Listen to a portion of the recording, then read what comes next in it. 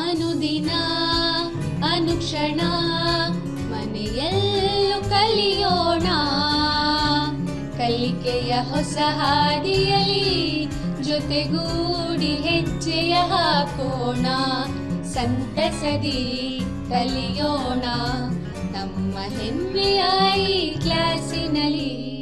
Yes sir. Yes teacher. Present ma'am.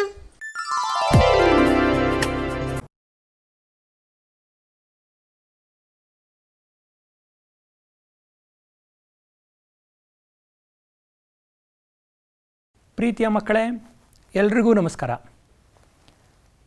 ದೂರದರ್ಶನ ಚಂದನದ Samveda E class ತರಗತಿಗಳಿಗೆ ನಿಮ್ಮನ್ನು ನಾನು ಭವ್ಯವಾಗಿ ಸ್ವಾಗತವನ್ನು ಕೋರ್ತಾ ಇದ್ದೀನಿ.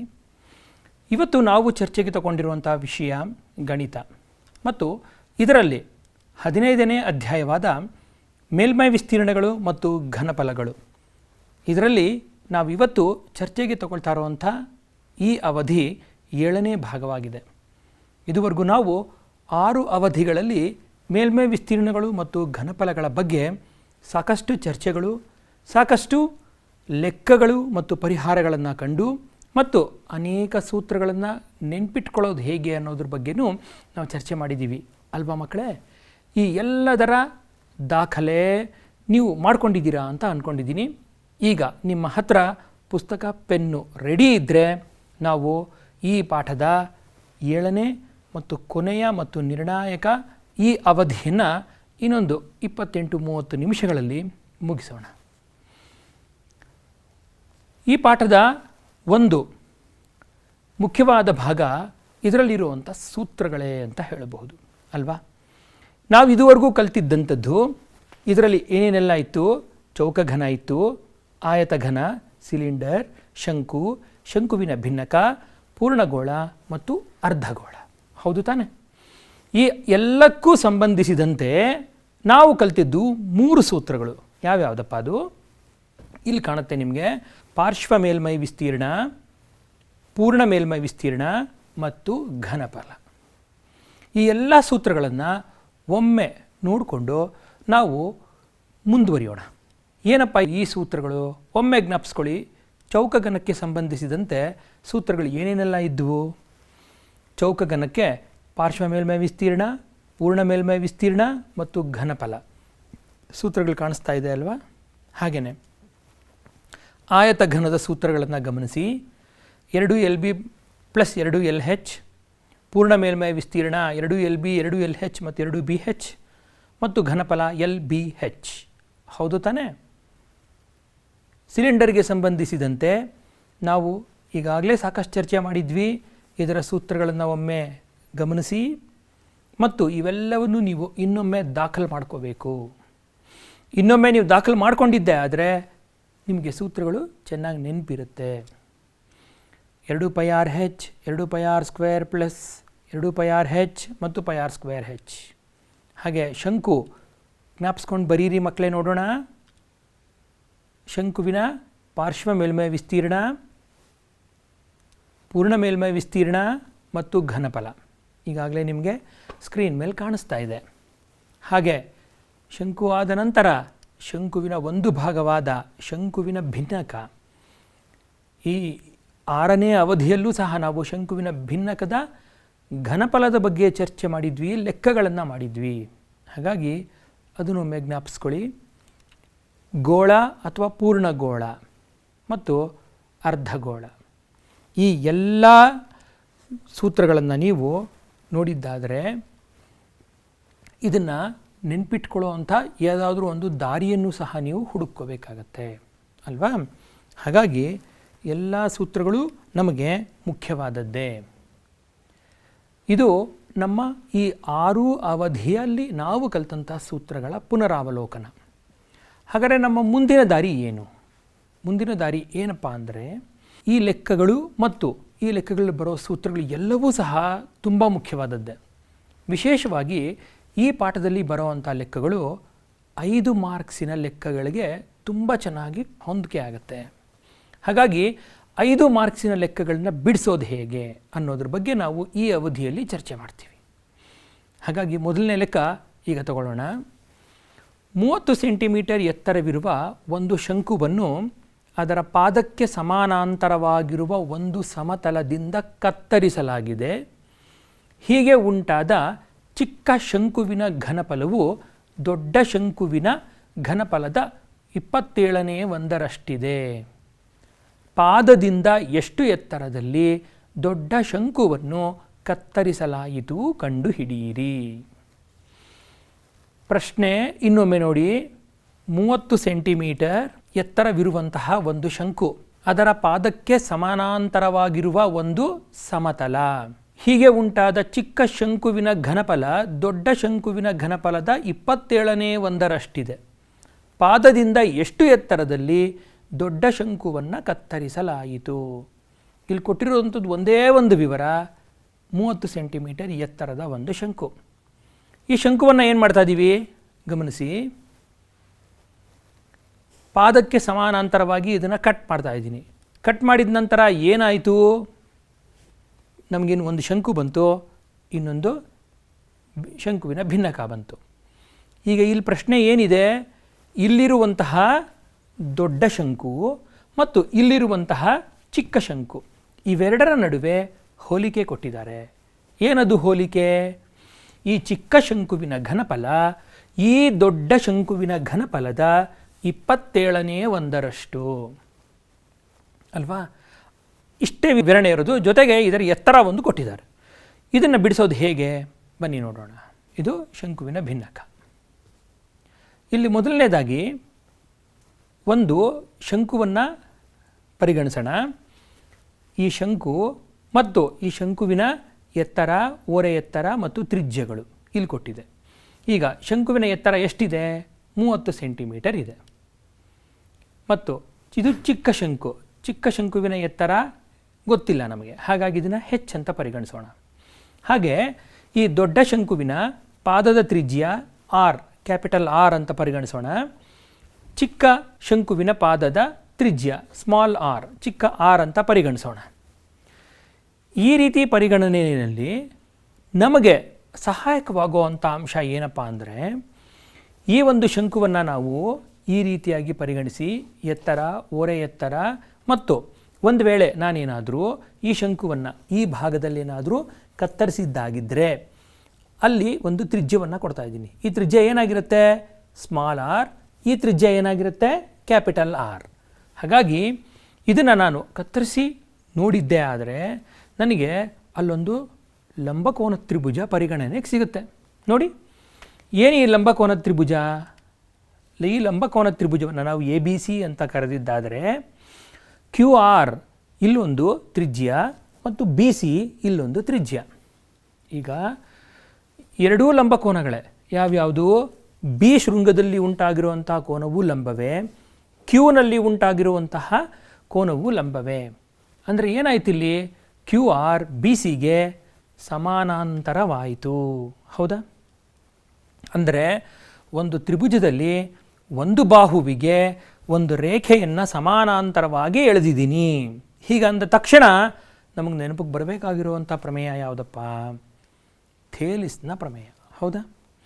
ಥೇಲಿಸ್ನ ಪ್ರಮೇಯದ ಪ್ರಕಾರ ನಮಗೆ ಬರೋವಂಥ ಗಣಿತೀಯ ಸಂಬಂಧ ಏನಪ್ಪ ನೋಡಿ.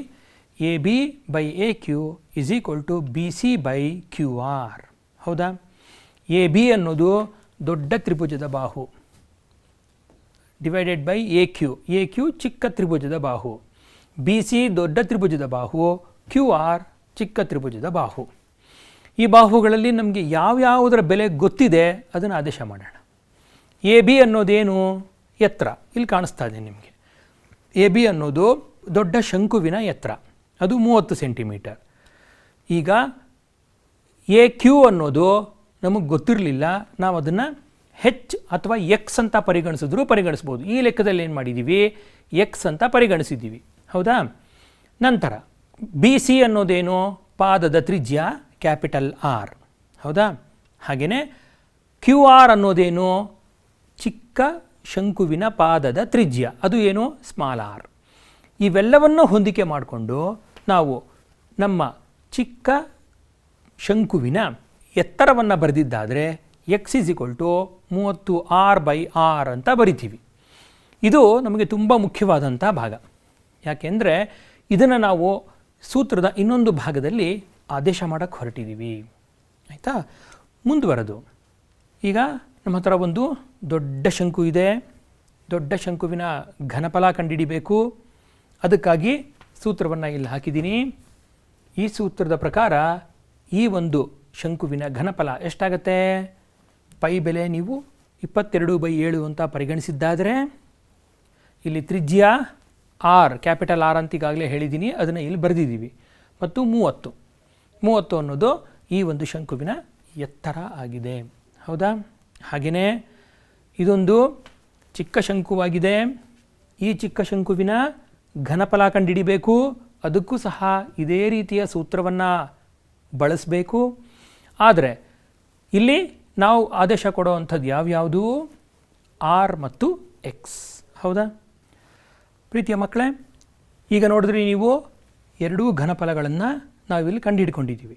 ಈ ಎರಡಕ್ಕೂ ಇರೋವಂಥ ಸಂಬಂಧ ಏನಪ್ಪ ಅಂದರೆ, ಚಿಕ್ಕ ಶಂಕುವಿನ ಘನಫಲವು ದೊಡ್ಡ ಶಂಕುವಿನ ಘನಫಲದ 27/1. ಹೌದು ತಾನೇ? ಈಗ ಇಲ್ಲಿ ಇದರಲ್ಲಿ ನಾನೇನು ಮಾಡಿದ್ದೀನಿ, ಸ್ಮಾಲ್ ವಿ ಮತ್ತು ಕ್ಯಾಪಿಟಲ್ ವಿ ಇವೆರಡಕ್ಕೂ ಸಂಬಂಧಿಸಿದ ಸೂತ್ರಕ್ಕೆ ಆದೇಶಿಸಿದ ವಿವರಗಳನ್ನು ನಾನಿಲ್ಲಿ ಹಾಕಿದ್ದೀನಿ. ಗಮನಿಸಿ ನೋಡಿ. 1/3, 22/7, ಆರ್, ಎಕ್ಸು, ಮತ್ತು ಇಲ್ಲಿ 1/27, 1/3, 22/7, ಕ್ಯಾಪಿಟಲ್ ಆರು, 30 ಇವೆಲ್ಲವನ್ನು ಆದೇಶ ಮಾಡಲಾಗಿದೆ. ಈಗ ನಾವೇನು ಮಾಡಬೇಕು? ಇದನ್ನು ಸರಳ ರೂಪಕ್ಕೆ ಇಳಿಸಬೇಕಾಗಿದೆ. ಸರಳ ರೂಪಕ್ಕೆ ಇಳಿಸುವಾಗ ಏನು ಮಾಡಬಹುದಪ್ಪ ಅಂದರೆ, ಎರಡೂ ಕಡೆ ಸಾಮಾನ್ಯ ಅಂಶಗಳೇನಾದರೂ ಇದ್ದರೆ ಅದನ್ನು ಭಾಗಿಸಬಹುದು. ಆ ಭಾಗಾಕಾರವನ್ನು ನಾವೇನು ಮಾಡ್ತೀವಿ? ಲಿಟ್ರಲ್ ಆಗಿ ಕ್ಯಾನ್ಸಲ್ ಮಾಡೋದು ಅಂತ ಮಾಡ್ತೀವಿ. ಹೌದಾ? ಇಲ್ಲಿ 1/3 ಇದೆ, ಇಲ್ಲಿ 1/3 ಇದೆ, ಕ್ಯಾನ್ಸಲ್ ಆಯಿತು. ಪೈ ಬೆಲೆ 22/7, 22/7 ಕ್ಯಾನ್ಸಲ್ ಆಯಿತು. ನಂತರ ಏನು ಮಾಡಿದ್ದೀನಿ? ಆರ್ ಬೆಲೆಗೆ XR/30 ಅಂತ ಆದೇಶ ಮಾಡ್ಕೊಂಡಿದ್ದೀನಿ. ಈ ಹಿಂದಿನ ಸ್ಲೈಡಲ್ಲಿ ನಾವು ಅದ್ರ ಬಗ್ಗೆ ಚರ್ಚೆ ಮಾಡಿದ್ವಿ. ಥೇಲ್ಸ್ನ ಪ್ರಮೇಯವನ್ನು ಬಳಸ್ಕೊಂಡು ಆದೇಶ ಮಾಡಿರುವಂಥದ್ದು ಅಲ್ವಾ? ಈಗ ಇನ್ನು ಉಳಿದಂಥ ಅಂಶಗಳನ್ನು ಎರಡೂ ಭಾಗಗಳಿಂದ ನಾವು ಗಮನಿಸಿದ್ದಾದರೆ ನಮಗೆ ಸಿಗೋವಂಥದ್ದು ಏನಪ್ಪ ಅಂದರೆ, x², r², x ಇಲ್ಲಿದೆ, 1/27, r² ಇದೆ, ಕ್ಯಾಪಿಟಲ್ R² ಎರಡೂ ಕ್ಯಾನ್ಸಲ್ ಆಗೋಯಿತು. ಇನ್ನು ಉಳಿದಿದ್ದ ಅಂಶಗಳು x² × x³ ಕಾಣಿಸ್ತಾ ಇದೆ, 30, 27, 30 ಇಷ್ಟೆಲ್ಲ ಕಾಣಿಸ್ತಾ ಇದೆ. ಇವೆಲ್ಲವನ್ನು ನಾವು ಒಟ್ಟಾರೆಯಾಗಿ ಬರೆದಿದ್ದಾದರೆ ಹೇಗೆ ಬರಿಬಹುದು? ಒರೆ ಗುಣಾಕಾರ ಮಾಡೋದರ ರೂಪದಿಂದ ನಮಗೆ ಸಿಗೋವಂಥದ್ದು x³ = 1/27 ಹಾಗೇ ಇದೆ, 30, 30, 30 ನಾವು ಭಾಗಾಕಾರ ಮಾಡೋದರಿಂದ ಸಿಗೋವಂಥದ್ದು ಅಲ್ವಾ? x³ ನಮಗೆ ಒಂದು ಬೆಲೆ ಸಿಕ್ಕಿದೆ. ಹಾಗಾದರೆ ಎಕ್ಸ್ ಬೆಲೆಯನ್ನು ನಾವು ಹೇಗೆ ಕಂಡುಹಿಡಿಬಹುದು? x³ ಎಕ್ಸ್ಗೆ ಬರಬೇಕು ಅಂದರೆ ಏನು ಮಾಡಬೇಕು? ಘನಮೂಲವನ್ನು ಕಂಡುಹಿಡಿಬೇಕು. ಹೌದಾ? ಇದನ್ನು x³ ನೀವಿಲ್ಲಿ ಮತ್ತೆ ಇದನ್ನು ಸುಲಭ ರೂಪಕ್ಕೆ ಮಾಡಿದ್ದಾದರೆ x³ ಬೆಲೆ ಎಷ್ಟಾಯಿತು? 1000. ಎಕ್ಸ್ನ ಬೆಲೆ ಘನಮೂಲ 1000 ಎಷ್ಟಾಯಿತು? 10 ಸೆಂಟಿಮೀಟರ್. ಹಾಗಾದರೆ ಈ ಪ್ರಶ್ನೆಗೆ ಉತ್ತರ ಏನು? 10 ಸೆಂಟಿಮೀಟರಾ? ನೋಡಿ, ಇಲ್ಲೇ ಮಕ್ಕಳೇ ನೀವು ಇಡ್ಬೋದು. ಪ್ರಶ್ನೆ ಕೇಳಿರೋದೇನು? ಪಾದದಿಂದ ಎಷ್ಟು ಎತ್ತರದಲ್ಲಿ ಶಂಕುವಿನ ಕತ್ತರಿಸಲಾಯಿತು ಅಂತ. ಅಂದರೆ ಏನರ್ಥ? ಇಲ್ಲಿರುವಂತಹ ಈ ಶಂಕು, ಈ ಪುಟ್ಟ ಶಂಕು ಏನಿದೆ, ಈ ಪುಟ್ಟ ಶಂಕುವಿನ ಎತ್ತರ 10 ಸೆಂಟಿಮೀಟರ್. ಅಂದರೆ ಅರ್ಥ, ಈ ದೊಡ್ಡ ಶಂಕುವಿನ ಮೇಲಿಂದ ಇಲ್ಲಿವರೆಗೂ 10 ಸೆಂಟಿಮೀಟ್ರ್, ಇಲ್ಲಿಂದ ಇಲ್ಲಿವರೆಗೂ 10 ಸೆಂಟಿಮೀಟ್ರ್ ಅಂದರೆ ಪಾದದಿಂದ ಇಲ್ಲಿವರೆಗೂ ಎಷ್ಟು ಸೆಂಟಿಮೀಟರ್ ಆಗುತ್ತೆ? ಒಟ್ಟು 30ರಲ್ಲಿ ಇದು 10 ಸೆಂಟಿಮೀಟರ್ ಹೋದರೆ ಉಳಿದಿದ್ದೆಷ್ಟು? 20 ಸೆಂಟಿಮೀಟರ್. ಹಾಗಾಗಿ ಈ ಪ್ರಶ್ನೆಗೆ ಉತ್ತರ ಪಾದದಿಂದ 20 ಸೆಂಟಿಮೀಟರ್ ಎತ್ತರದಲ್ಲಿ ಶಂಕುವನ್ನು ಕತ್ತರಿಸಲಾಗಿದೆ. ನೋಟ್ ಮಾಡ್ಕೊಂಡ್ರ ಮಕ್ಕಳೇ?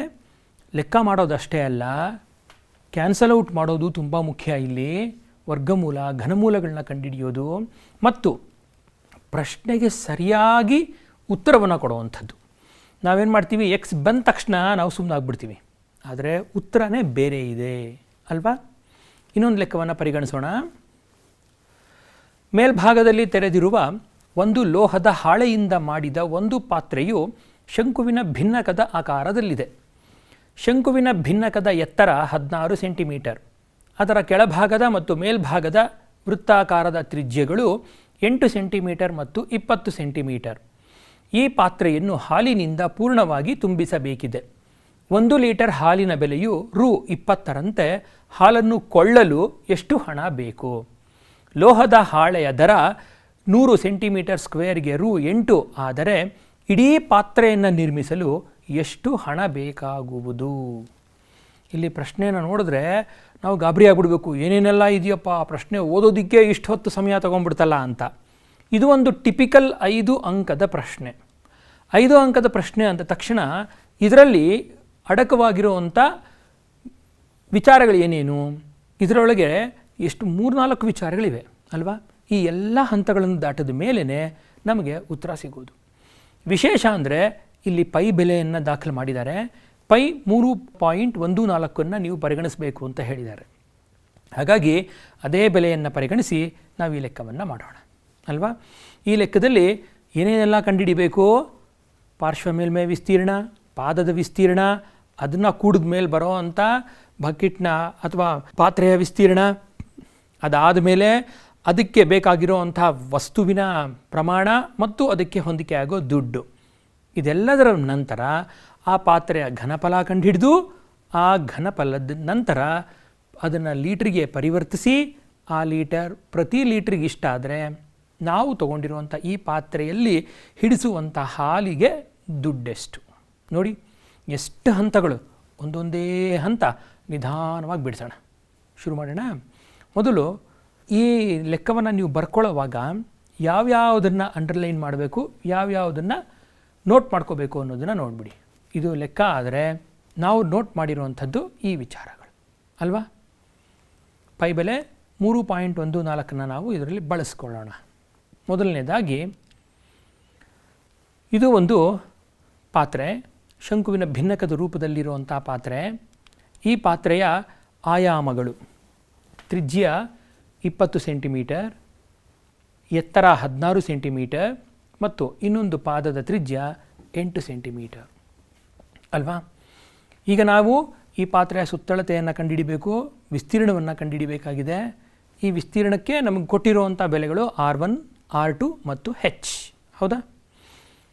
ಹಾಗಾದರೆ ನಮಗೆ ಇನ್ಯಾವ ಬೆಲೆ ಗೊತ್ತಾದರೆ ಮೇಲ್ಮೈ ವಿಸ್ತೀರ್ಣವನ್ನು ಕಂಡುಹಿಡಿಯಬಹುದು? ಅಥವಾ ಇರೋವಂಥ ಈ ದತ್ತಾಂಶದಿಂದಾನೇ ವಿಸ್ತೀರ್ಣ ಕಂಡುಹಿಡಿಯೋದಕ್ಕೆ ಸಾಧ್ಯನಾ? ಇಲ್ಲ. ಯಾಕೆ? ನಮಗೆ ಎಲ್ ಬೆಲೆ ಇನ್ನೂ ಬೇಕಾಗಿದೆ. ಮೊದಲು ಎಲ್ ಬೆಲೆಯನ್ನು ಕಂಡುಹಿಡ್ಕೊಳ್ಳೋಣ. ಎಲ್ ಅಂದರೆ ಓರೆ ಎತ್ತರ. ಈ ಓರೆ ಎತ್ತರಕ್ಕೆ ಇರುವಂಥ ಸೂತ್ರ ಇಲ್ಲಿದೆ. ಇದು ನಮ್ಮ ಭಿನ್ನಕ ರೂಪದ ಪಾತ್ರೆ ಮತ್ತು ಇಲ್ಲಿದೆ ಸೂತ್ರ. ಎಲ್ = h² + R1 - R2 2 ಅಲ್ವಾ? ಬೆಲೆಗಳನ್ನು ಆದೇಶ ಮಾಡೋಣ. 16² + 20 - 8 2. ಹೌದಾ? ಮತ್ತೊಮ್ಮೆ ಬೆಲೆಗಳನ್ನು ಆದೇಶ ಮಾಡಿರುವಂಥ ಬೆಲೆಗಳನ್ನು ಸುಲಭ ರೂಪಕ್ಕೆ ತರೋಣ. 16ರ ವರ್ಗ 256, 20 - 8 ಅಂದರೆ 12, 12ರ ವರ್ಗ 144. 256 144ನ್ನು ಕೂಡಿದ್ರೆ 400. ಇದು ಎಲ್ ಬೆಲೆ. ಎಲ್ ಬೆಲೆ √400. ಹಾಗಾಗಿ ಎಲ್ ಬೆಲೆ ಎಷ್ಟಾಯ್ತಪ್ಪ? 20 ಸೆಂಟಿಮೀಟರ್. ಒಂದು ಭಾಗ ಇಲ್ಲಿಗೆ ಮುಗೀತು. ಏನು ಮಾಡಿದ್ವಿ? ಓರೆ ಎತ್ತರವನ್ನು ಕಂಡುಹಿಡ್ಕೊಂಡ್ವಿ. ಹೌದಾ? ಮುಂದಿನ ಭಾಗದಲ್ಲಿ ಭಿನ್ನಕದ ಪಾರ್ಶ್ವ ಮೇಲ್ಮೈ ವಿಸ್ತೀರ್ಣವನ್ನು ಕಂಡುಹಿಡಿಯೋಣ. ಪಾರ್ಶ್ವ ಮೇಲ್ಮೈ ವಿಸ್ತೀರ್ಣದ ಸೂತ್ರವನ್ನು ಬರ್ಕೊಳ್ಳಿ ಮಕ್ಕಳೇ. ಏನು ಸೂತ್ರ? Pi R1 + R2 × L. ಹೌದಾ? ಈಗ ಇದಕ್ಕೆ ಆದೇಶವನ್ನು ಮಾಡಿ. ಪೈ ಬೆಲೆ 3.14, R1 ಬೆಲೆ 20, R2 ಬೆಲೆ 8 ಮತ್ತು ಎಲ್ ಬೆಲೆನೂ ಸಹ 20. ಹೌದು ತಾನೆ? ಹಾಗಾದರೆ ಇದನ್ನು ನೀವು ಸುಲಭ ರೂಪಕ್ಕೆ ಇಳಿಸಿದ್ದಾದರೆ ನಮಗೆ ಬರುವಂಥ ಉತ್ತರ 1758.4 ಸೆಂಟಿಮೀಟರ್ ಸ್ಕ್ವೇರ್. ಇದು ಪಾರ್ಶ್ವ ಮೇಲ್ಮೈ ವಿಸ್ತೀರ್ಣ. ನಮಗೆ ಈ ಒಂದು ಭಿನ್ನಕದ ಪಾತ್ರೆಯ ಪೂರ್ತಿ ಮೇಲ್ಮೈ ವಿಸ್ತೀರ್ಣ ಬೇಕು. ಪಾತ್ರೆ ಆಗಿರೋದ್ರಿಂದ ಮೇಲ್ಭಾಗ ಏನಿರುತ್ತೆ? ಓಪನ್ ಇರುತ್ತೆ. ಹಾಗಾಗಿ ತಳಭಾಗದ ವಿಸ್ತೀರ್ಣವನ್ನು ಪರಿಗಣಿಸಬೇಕು. ಭಿನ್ನಕದ ಒಟ್ಟು ವಿಸ್ತೀರ್ಣ ಏನಾಯಿತು? ಭಿನ್ನಕದ ಪಾರ್ಶ್ವ ಮೇಲ್ಮೈ ವಿಸ್ತೀರ್ಣ ಪ್ಲಸ್ ಪಾದದ ವಿಸ್ತೀರ್ಣ ಅಲ್ವಾ? ಮೇಲ್ಭಾಗದ ವಿಸ್ತೀರ್ಣವನ್ನು ಈಗ ಪರಿಗಣಿಸೋದು ಬೇಡ, ಬೇಕಾಗಿಲ್ಲ ಅದು ನಮಗೆ. ಈಗಾಗಲೇ ಬಂದಿರುವಂಥ 1758.4 ಉಪಯೋಗಿಸ್ಕೊಂಡಿದ್ದೀನಿ. 3.14 ಆರು ಸ್ಕ್ವೇರ್ ಅಲ್ವಾ, ಪೈ ಆರ್ ಸ್ಕ್ವೇರ್. ಇವೆಲ್ಲದರ ಪೂರ್ತಿ ರೂಪ ನಮಗೇನು ಸಿಕ್ತು? 1959.36 ಸೆಂಟಿಮೀಟರ್ ಸ್ಕ್ವೇರ್. ಇದು ನಮಗೆ ಬೇಕಾಗಿರುವಂಥ ಪದಾರ್ಥದ ಪ್ರಮಾಣ. ನಾವೇನಾದರೂ ಅದನ್ನು ತಗಡೋ ಅಥವಾ ಕಂಚೋ ಅಥವಾ ಸ್ಟೀಲಲ್ಲೋ ಮಾಡಿದ್ದಾಗಿದ್ದರೆ ಎಷ್ಟು ಪ್ರಮಾಣದ ಸ್ಟೀಲ್ ನಮಗೆ ಬೇಕಾಗತ್ತೆ ಅಂತ ಇದರ ವಿವರಣೆ.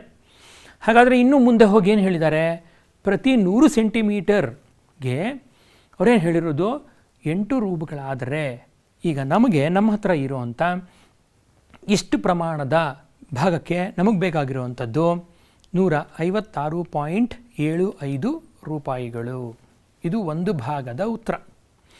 ಎರಡನೇ ಭಾಗದಲ್ಲಿ ಏನು ಕೇಳಿದ್ದಾರೆ?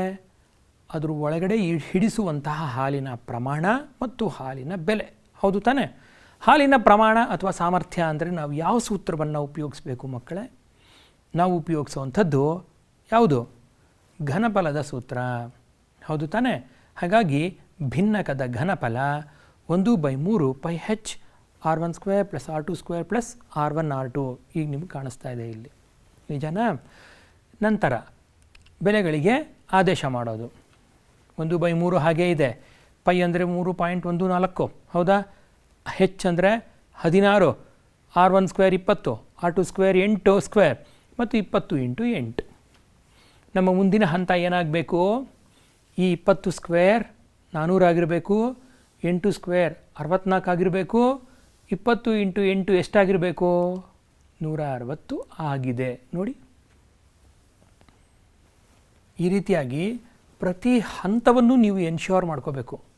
ಮೇಲಿನ ಹಂತ ಏನು ಬರೆದಿದ್ದೀನಿ, ಕೆಳಗಿನ ಹಂತ ಅದಕ್ಕೆ ಸಂವಾದಿಯಾಗಿ ನಾನು ಬರೆದಿದ್ದೀನಾ ಅಂತ ನೀವು ಎನ್ಶ್ಯೂರ್ ಮಾಡಿಕೊಂಡ್ರೆ ಯಾವುದೇ ತರಹದ ತೊಂದರೆಗಳಿರೋಲ್ಲ. ಮುಂದಿನ ಭಾಗದಲ್ಲಿ ಏನಿದೆ? 10,459.43 ಸೆಂಟಿಮೀಟರ್ ಕ್ಯೂಬ್ ಆಯಿತು. ಇದು ಹಾಲಿನ ಪ್ರಮಾಣ. ಈ ಹಾಲಿನ ಪ್ರಮಾಣವನ್ನು ನಾವು ಸೆಂಟಿಮೀಟರ್ ಕ್ಯೂಬಲ್ಲಿ ಸಾಧಾರಣವಾಗಿ ನೈಜ ಜೀವನದಲ್ಲಿ ಅಳೆಯಲ್ಲ. ನೈಜ ಜೀವನದಲ್ಲಿ ನಾವೇನು ಹೇಳ್ತೀವಿ? ಮನೆಯಲ್ಲಿ ಅಮ್ಮ ಏನೋ ಹೇಳುವಾಗ, ಹೋಗೋ 1 ಲೀಟ್ರ್ ಹಾಲು ತೊಗೊಂಬಾ ಅಥವಾ ಅರ್ಧ ಲೀಟ್ರ್ ಹಾಲು ತೊಗೊಂಬಾ ಅಂತ ಹೇಳ್ತೀವಿ. ಇದನ್ನು ಈಗ ನಾವೇನು ಮಾಡಬೇಕು? ಲೀಟರುಗಳಿಗೆ ಪರಿವರ್ತನೆ ಮಾಡಬೇಕು. ಲೀಟ್ರಿಗೆ ಪರಿವರ್ತನೆ ಮಾಡಬೇಕು ಅಂತಂದರೆ ಈ ಸೆಂಟಿಮೀಟ್ರ್ ಕ್ಯೂಬ್ ಒಂದು ಕಡೆ, ಲೀಟ್ರುಗಳು ಒಂದು ಕಡೆ, ಇವೆರಡನ್ನೂ ಬ್ಯಾಲೆನ್ಸ್ ಮಾಡುವಂಥ ಒಂದು ಸೂತ್ರ ಇದೆ. ಏನದು? ಪ್ರತಿ 1000 ಸೆಂಟಿಮೀಟ್ರ್ ಕ್ಯೂಬು 1 ಲೀಟರ್ಗೆ ಸಮ ಆಗುತ್ತೆ ಅಂತ ನಮಗೆ ಗೊತ್ತಿದೆ. ಹಾಗಾಗಿ ಇದನ್ನು 1000ದಿಂದ ನೀವೇನಾದರೂ ಭಾಗಿಸಿದ್ದಾದರೆ ಒಟ್ಟು ಹಾಲಿನ ಪ್ರಮಾಣ ಲೀಟರ್ಗಳಲ್ಲಿ ವ್ಯಕ್ತವಾಗುತ್ತೆ. ಲೀಟರ್ಗಳಲ್ಲಿ ವ್ಯಕ್ತವಾದಾಗ ಇದು ನಮಗೆ 10.46 ಲೀಟರ್ ಸಿಕ್ತು.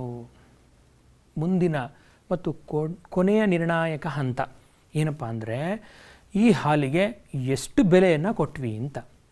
ಪ್ರತಿ ಲೀಟರ್ ಹಾಲು 20 ರೂಪಾಯಿ ಹೇಳ್ತಾ ಇದ್ದಾರೆ, ಹೌದಾ? 20 ರೂಪಾಯಿ ಆದರೆ ನೋಡಿ, ಹಾಲಿನ ದರ 10.46 × 20 ಎಷ್ಟಾಗುತ್ತೆ? 209.2.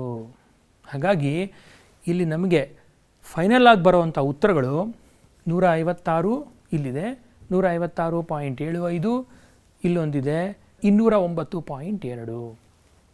ಇದು ಈ ಪ್ರಶ್ನೆಗೆ ಉತ್ತರ. ಆದ್ದರಿಂದ ಮಕ್ಕಳೇ, 5 ಅಂಕದ ಲೆಕ್ಕಗಳಿಗೆ ಈ ಪಾಠ ನಿಜವಾಗಲೂ ಸಿದ್ಧವಾಗಿದೆ. ನೀವು ಈ 5 ಅಂಕಗಳಿಗೆ ಪರೀಕ್ಷೆಯಲ್ಲಿ ಸಿದ್ಧರಾಗಿದ್ದೀರಾ ಅನ್ನೋದು ಪ್ರಶ್ನೆ. ಹಾಗಾಗಿ ಎಷ್ಟಾಗುತ್ತೋ ಅಷ್ಟೂ ಲೆಕ್ಕಗಳನ್ನು ಬೇರೆ ಬೇರೆ ಆಕಾರಗಳಿಂದ ಸಂಪಾದಿಸಿ ಲೆಕ್ಕಗಳನ್ನು ಮಾಡ್ತಾ ಹೋಗಿ. ಮಕ್ಕಳೇ, ನಾವು ಈಗ ಇನ್ನೊಂದು ಪ್ರಶ್ನೆಯನ್ನು ತಗೊಳ್ಳೋಣ. ಇದು ಒಂದು MCQ ಪ್ರಶ್ನೆ. ಇಲ್ಲಿ ಪಾದದ ತ್ರಿಜ್ಯಗಳು ಸಮನಾಗಿರುವ ಒಂದು ಸಿಲಿಂಡರ್ ಮತ್ತು ಒಂದು ಶಂಕುವಿನ ಎತ್ತರಗಳು ಕ್ರಮವಾಗಿ 30 ಸೆಂಟಿಮೀಟರ್ ಮತ್ತು 21 ಸೆಂಟಿಮೀಟರ್ ಆಗಿದೆ. ಅವುಗಳ ಘನಫಲಗಳ ಅನುಪಾತ ಅಂತ ಕೇಳಿ 4 ಆಪ್ಷನ್ಗಳನ್ನ ಕೊಡೋರಿದ್ದೀವಿ ಈಗ ನಾವು. ಎರಡನೇ ಆಪ್ಷನ್ ಇಲ್ಲಿ ಬಂತು, 3 ಮತ್ತು 4. ಈ 4 ಆಪ್ಷನ್ಗಳನ್ನು ನೋಡಿ, ಪಾದದ ತ್ರಿಜ್ಯಗಳು ಸಮನಾಗಿವೆ. ಯಾವ್ಯಾವುದ್ರದ್ದು? ಸಿಲಿಂಡರ್ ಮತ್ತು ಶಂಕುವಿನದ್ದು. ಎತ್ತರಗಳೇನೇನಿದೆ? ಸಿಲಿಂಡರ್ನ ಎತ್ತರ 30 ಮತ್ತು ಶಂಕುವಿನ ಎತ್ತರ 21 ಸೆಂಟಿಮೀಟರ್. ಅವುಗಳ ಘನಫಲಗಳ ಅನುಪಾತ. ಅವುಗಳ ಘನಫಲಗಳು ಅಂತಂದರೆ ಸಿಲಿಂಡರ್ ಘನಫಲ ಈಸ್ಟು ಶಂಕುವಿನ ಘನಫಲ. ಹಾಗಾಗಿ ಇದರ ಉತ್ತರ ಏನಾಗುತ್ತೆ ಮಕ್ಕಳೇ? ತ್ರಿಜ್ಯಗಳು ಒಂದೇ ಇದೆ, ಎತ್ತರಗಳು ಬೇರೆ ಬೇರೆ ಇವೆ. ಹಾಗಾಗಿ ಅವುಗಳ ಅನುಪಾತವನ್ನು ತಗೊಳ್ಳುವಾಗ V1/V2 ಅಂತ ಪರಿಗಣಿಸೋಣ. V1 πr²h ಇದು ಸಿಲಿಂಡರ್ನ ಘನಫಲ, 1/3 πr²h ಶಂಕುವಿನ ಘನಫಲ. ಇದಾದ ನಂತರ ಏನು ಮಾಡಿದ್ದೀವಿ? ಪೈ ಮತ್ತು ಪೈ ಎರಡೂ ಕ್ಯಾನ್ಸಲ್ ಆಗುತ್ತೆ, ಹಾಗೆಯೇ r² ಕ್ಯಾನ್ಸಲ್ ಆಗುತ್ತೆ. ಉಳಿದಿದ್ದೇನು? ಸಿಲಿಂಡರ್ನ ಎತ್ತರ 30 ಮತ್ತು ಶಂಕುವಿನ ಎತ್ತರ 21 ಅಲ್ವಾ? ಈಗ ಇದನ್ನು ಮತ್ತೊಮ್ಮೆ ಸರಳ ರೂಪಕ್ಕೆ ಇಳಿಸಿದ್ದೇ ಆದರೆ 30/7. ಇವುಗಳ ಘನಫಲಗಳ ಅನುಪಾತ 30:7. ನಿಮ್ಮ ಪ್ರಯತ್ನಕ್ಕಾಗಿ ನಮ್ಮ ಕಡೆಯಿಂದ ಈ ಲೆಕ್ಕಗಳು: ಒಂದು ಸ್ತಂಭಾಕೃತಿಯ ವಕ್ರ ಮೇಲ್ಮೈ ವಿಸ್ತೀರ್ಣ 264 ಚದರಮಾನ ಮತ್ತು ಅದರ ಘನಫಲ 924 ಘನಮಾನ. ಸ್ತಂಭಾಕೃತಿಯ ವ್ಯಾಸ ಮತ್ತು ಎತ್ತರದ ಅನುಪಾತ ಏನಿರಬಹುದು? ಎ, ಬಿ, ಸಿ ಅಥವಾ ಡಿ. ಇದನ್ನು ಪ್ರಯತ್ನ ಮಾಡಿ ನೋಡಿ. ಈ ಪ್ರಶ್ನೆಯನ್ನು ನಾನು ವಿಶೇಷವಾಗಿ ಇಲ್ಲಿ ಯಾಕಪ್ಪ ಕೊಟ್ಟೆ ಅಂತಂದರೆ, ಇದುವರೆಗೂ ನಾವು 2, 3, 4, 5 ಅಂಕಗಳ ಪ್ರಶ್ನೆಗಳನ್ನು ಚರ್ಚೆ ಮಾಡಿದ್ವಿ. 1 ಅಂಕದ ಪ್ರಶ್ನೆ, ಅದರಲ್ಲೂ MCQ ಬಹು ಆಯ್ಕೆ ಪ್ರಶ್ನೆಗಳೂ ಸಹ ಈ ಪಾಠದಿಂದ ಬರೋ ಸಾಧ್ಯತೆ ಇರುತ್ತೆ. ಹಾಗಾಗಿ ನಿಮ್ಮ ಅಭ್ಯಾಸಕ್ಕೆ ಇದೊಂದು ಲೆಕ್ಕ. ಇನ್ನೊಂದು ಲೆಕ್ಕ, 1 ಸೆಂಟಿಮೀಟರ್³ ತಾಮ್ರವನ್ನು ಕರಗಿಸಿ 0.1 mm ವ್ಯಾಸದ ತಂತಿಯನ್ನಾಗಿ ಮಾಡಲಾಗಿದೆ. ತಂತಿಯ ಉದ್ದವನ್ನು ಕಂಡುಹಿಡಿಯಿರಿ. ತಂತಿಯ ಉದ್ದವನ್ನು ನೀವಿಲ್ಲಿ ಕಂಡುಹಿಡಿಬೇಕಾಗಿದೆ. ಹಾಗಾದರೆ ಏನಿದ್ದಿದ್ದು? ತಾಮ್ರ ಕರಗಿಸಿರುವಂಥದ್ದು. ಇಲ್ಲಿ ಘನಫಲ ಯಾವುದು? ಇಲ್ಲಿ ಯಾವುದೇ ತರಹದ ಆಕಾರವನ್ನು ಕರಗಿಸಿ ನಿಮಗೆ ಕೊಟ್ಟಿಲ್ಲ, ಹೌದಾ? ಹಾಗಾದರೆ ಘನಫಲ ಎಷ್ಟು? ಒಂದು ನಿಮಿಷ ಯೋಚನೆ ಮಾಡಿ. ಆ ತಾಮ್ರದ ಘನವನ್ನು ಉಪಯೋಗಿಸ್ಕೊಂಡು ನೀವೇನು ಮಾಡಿದ್ದೀರಾ?